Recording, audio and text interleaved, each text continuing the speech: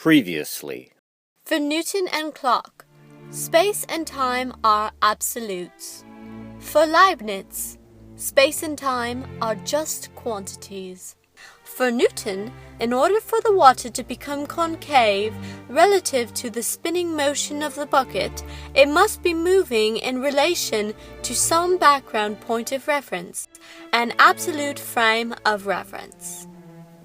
For Leibniz, the idea of absolute space violates Leibniz's concept of the identity of indiscernibles. The 19th century physicist-philosopher Ernst Mach did not accept the Newtonian explanation for why the spinning water became concave.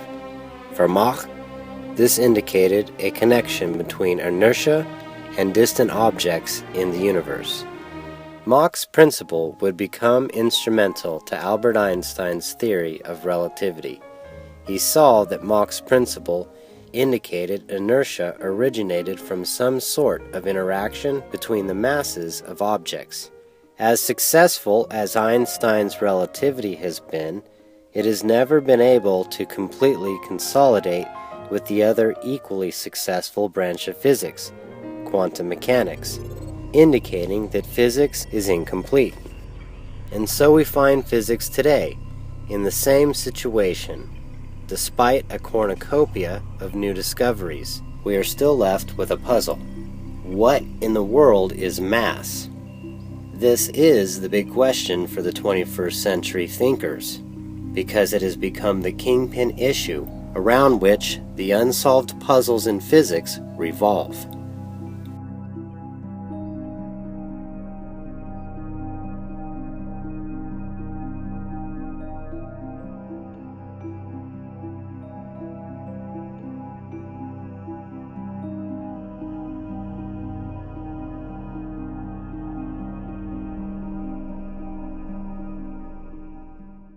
Let's assume that mass is composed of temporal components and that we are dealing with coordinates in a frame of reference where the speed of light equals 1 for simplification. That particles, objects, so on, carry their histories around with them, a sort of extra baggage that we know as mass.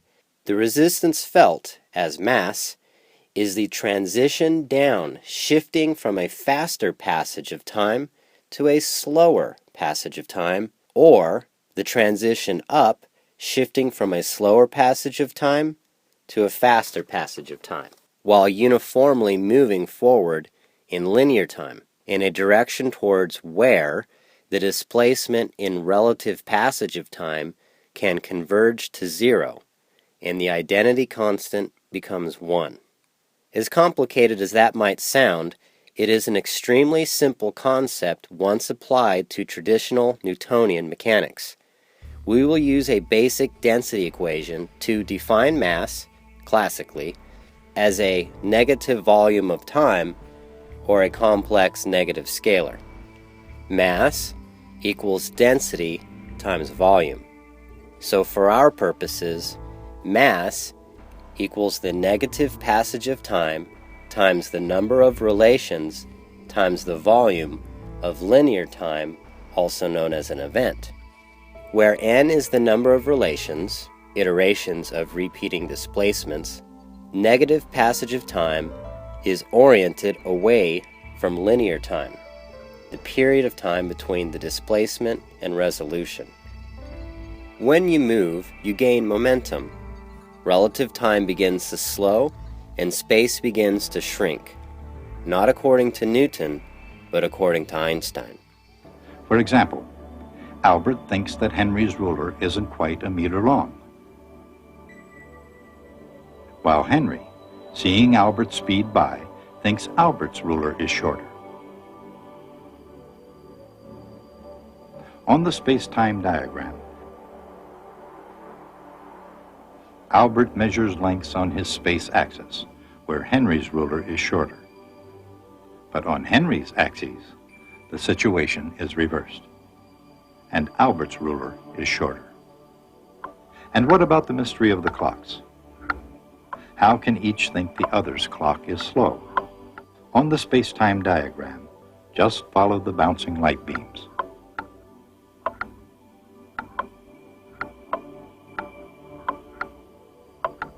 On Albert's time axis, Henry's ticks are farther apart than his own.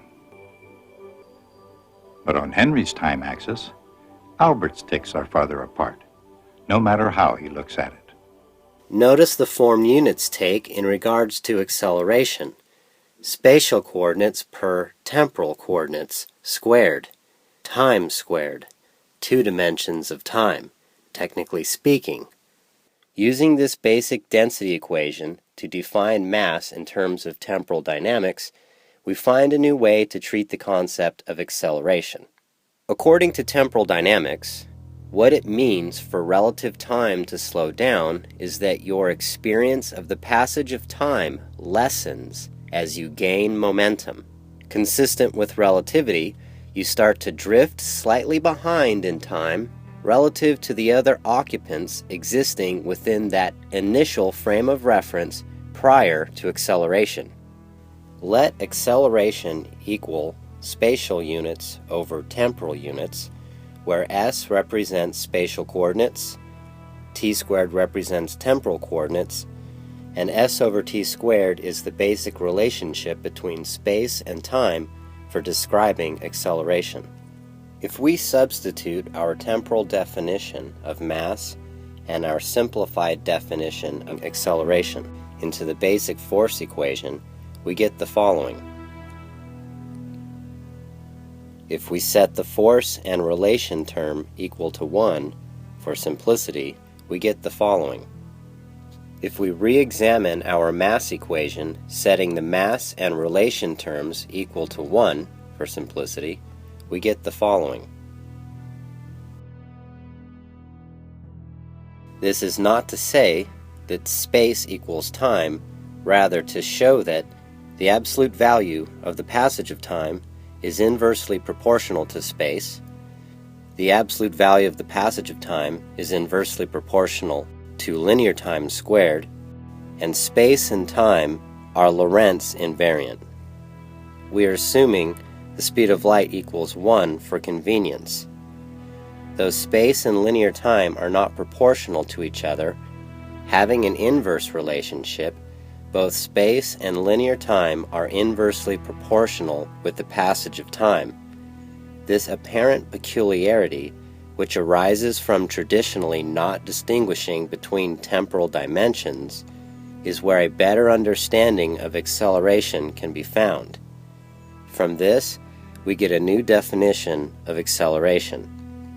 If t double prime equals t prime, then there is no acceleration.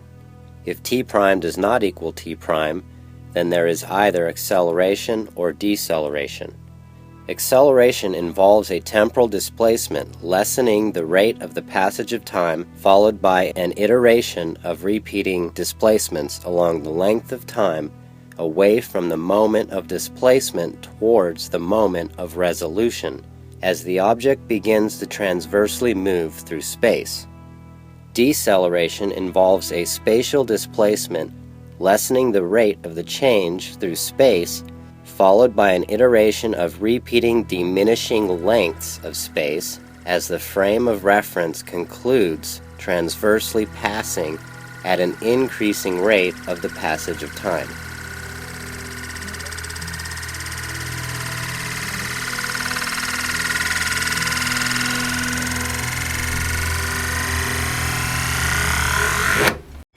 These specialized high-speed cameras shoot 10,000 frames a second to slow down time and get an unprecedented look at what's normally hidden. Water doesn't do what we think it does. When you pour water into water, the last droplets do a very quick but amazing dance. It's invisible in human time, but we can see it here. Scientists call this phenomenon the coalescence cascade. Exactly half of the droplet disappears into the water underneath. The other half becomes a smaller droplet that shoots back into the air. And then it dumps its contents again, and now at a drop of a quarter the size jumps up, and it keeps going. We've seen as many as 7 such events in a coalescence cascade.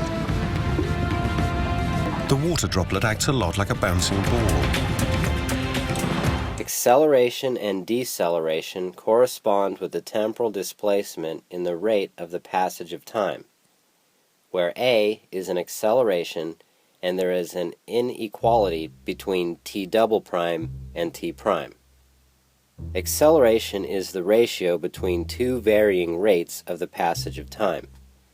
When these two new equations for mass and acceleration are applied together, the following force equations can be derived. Since the displacement in period is proportional to coordinates in space, Lorentz invariant, the displaced object moves through space the length of time corresponding with the displacement. This is how acceleration moves a massive object from one region of space to another. This is a whole new mechanics for basic physics, starting with a revision of Newton's second law. Notice that it can be used to reinforce Newton's first law: displacement in spatial coordinates is not necessary for displacement in time. Displacement in space only occurs with a displacement in the passage of time, acceleration. What is so interesting about this peculiar treatment of basic physics concepts, though it may seem elaborate, it is consistent with the rest of physics. It has been shown that mass can be accounted for as being composed of three-dimensional time components and can successfully be applied to Newtonian mechanics. Can this new concept of mass be applied to general relativity, shedding new light on the nature of gravity?